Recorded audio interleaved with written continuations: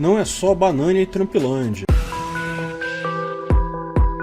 Esse é o Visão Libertária, sua fonte de informações descentralizadas e distribuídas. Houve eleições regionais em Pizzalândia, aquela região do globo que alguns estatistas ainda chamam pelo nome antigo de Itália, nos dias 20 e 21 de setembro passado.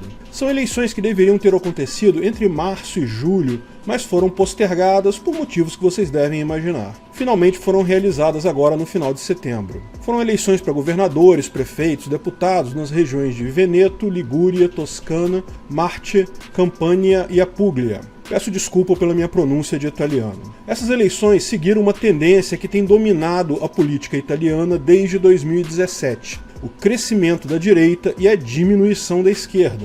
Os resultados finais ainda não saíram para algumas dessas regiões, mas já temos uma visão geral definida. Podemos ver um discreto, mas crescente aumento da direita e mais um pouquinho de derrota para a esquerda. Olhando apenas essas eleições isoladamente, pode parecer pouca mudança. Os esquerdistas até falam em derrota de Salvini do partido Liga da direita italiana porque ele perdeu a Toscana.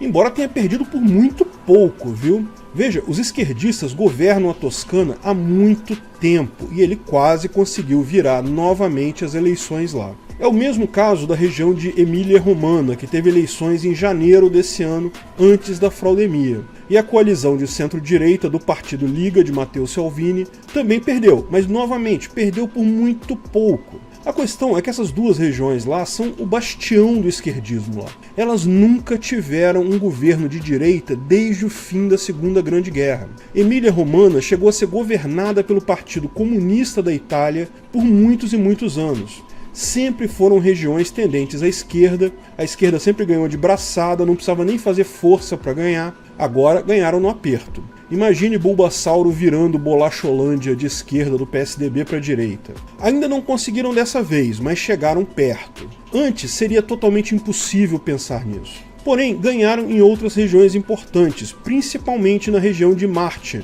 que estava na centro-esquerda e foi ganha por uma coalizão de centro-direita comandada pela Liga. As demais regiões não mudaram nessas eleições. Campania e Apulia estavam na centro-esquerda e continuaram, sendo que Apulia de novo por uma pequena margem. A direita estava em Ligúria com uma coalizão liderada por um outro partido de direita, o SR, e em Veneto a Liga ganhou com tranquilidade. Ou seja, onde já era direita, continuou direita. O mais importante é ver isso ao longo do tempo.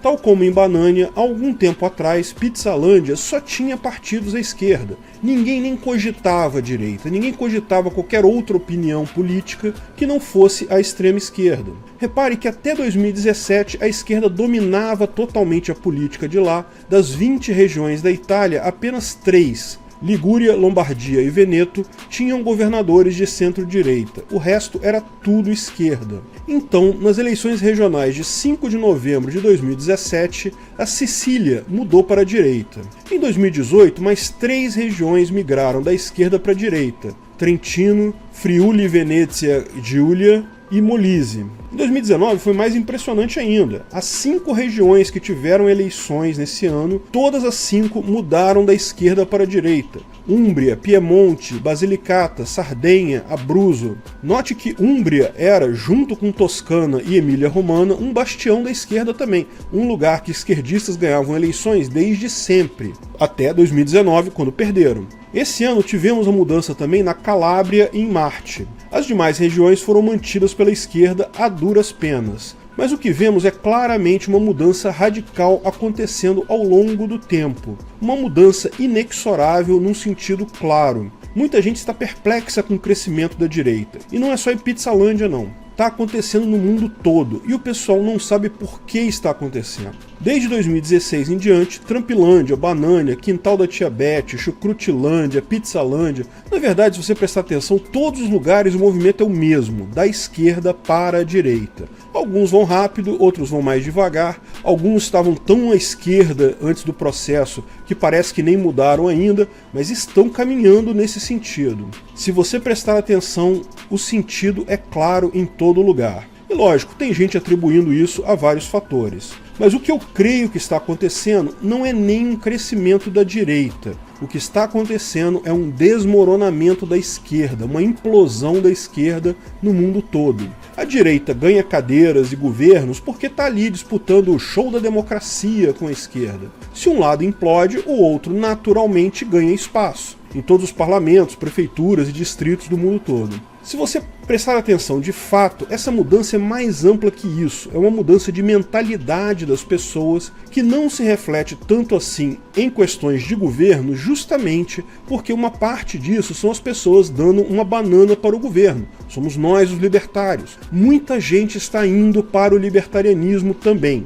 Lógico, libertários em alguns lugares vão ganhar algum assento em congressos. O Partido Libertário lá de Trumpilândia certamente tem expressão, tem até governador. Mas a maior parte dos libertários no mundo todo quer distância da política por não acreditar nesse meio. Então, para entender o que está acontecendo, é preciso prestar atenção nisso. O que está acontecendo não é o crescimento da direita, é a implosão da esquerda, que será acelerada nessa fraudemia, vocês vão ver. À medida que o tempo for passando, isso vai causar num patamar ainda pior do que estávamos vendo até aqui. Não foi por acaso que a esquerda abraçou com tanta força essa ideia de fraudemia, para tentar ganhar de volta algum controle que perdeu com esse tempo. Governo e esquerda é basicamente a mesma coisa. O que houve, conforme já falamos em outros vídeos, foi o efeito da informação descentralizada e distribuída. A informação hierárquica que havia antes com televisão, jornais e revistas, que eram as principais fontes de informação do bananense médio ou do senhor bovino gadoso médio no mundo todo,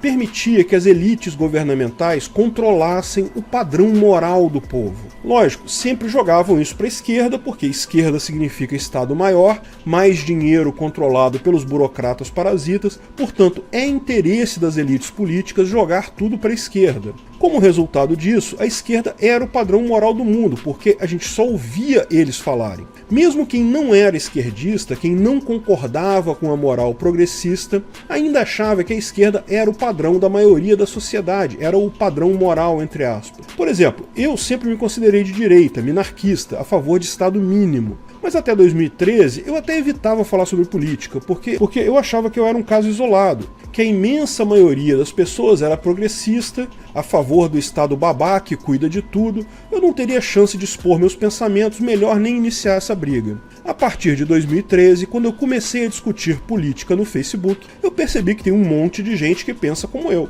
Eu achava que era uma minoria insignificante e percebi que não. Provavelmente eu sou a maioria.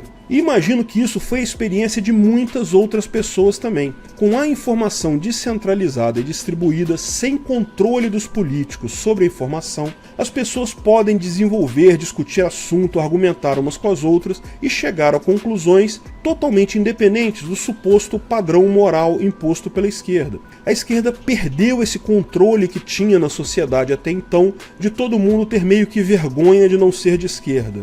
Depois da era da informação descentralizada, percebemos que a esquerda não é a moral da maioria. São uma moral muito específica, muito própria, só deles mesmos. E a maioria, ao contrário, tem visões bem diferentes disso. Aqui em Banânia, eu reconheço, a maioria é católica e conservadora, nem é libertária. Mas o ponto importante aqui não é de esquerda. De fato, em lugar nenhum do mundo, a esquerda é maioria no pensamento social. Só estava lá por força do Estado, que impunha isso nas grandes redes de comunicação para ajudar o Estado a crescer de tamanho. O Estado coopta jornalistas esquerdistas porque isso ajuda o Estado a ficar maior e gera mais dinheiro para eles. Mesmo quando o jornalista esquerdista critica o Estado, ele critica o Estado atribuindo a ele a função de corrigir algum problema, o que, em última análise, vai levar a mais Estado. Com a informação descentralizada e distribuída, acabou isso. Acabou esse padrão moral, esse controle que a esquerda tinha sobre a população. Mas não foi só isso. A esquerda também mudou.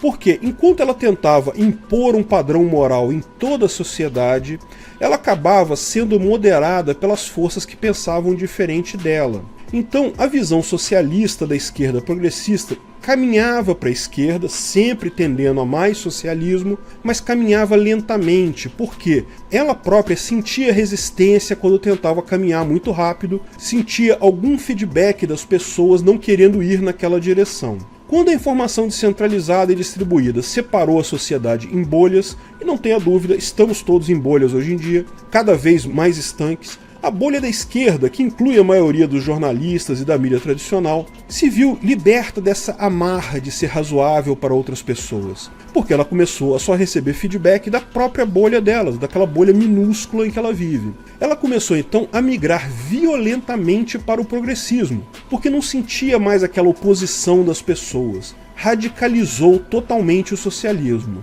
Mas ela não sentia mais essa oposição não porque não existisse oposição, mas apenas simplesmente porque não existia na bolha dela. Migrou para outras bolhas. Isso levou a esquerda para um extremismo impossível. Os caras estão preocupados com identidade de gênero, com pronome neutro, num lugar que a preocupação maior da população média é arrumar comida para não morrer de fome. Eu não estou dizendo que identidade de gênero não seja uma preocupação, preconceito contra homossexuais, esse tipo de coisa. É lógico que isso é um problema. O que eu estou dizendo é que é um problema sim, mas um problema de gente rica, que não tem preocupações maiores. Não está no top 10 problemas da imensa maioria das pessoas. A esquerda, retroalimentada dentro da própria bolha, se tornou uma caricatura da visão da pessoa média. É isso que está acontecendo. O cidadão médio não consegue mais levar a sério esse pessoal extremista fazendo esquerdice. A esquerda em Banânia não desmoronou porque o PT roubou. É só ver, eles roubaram também no Mensalão e não aconteceu nada. O roubo do PT só foi pego e os caras foram defenestrados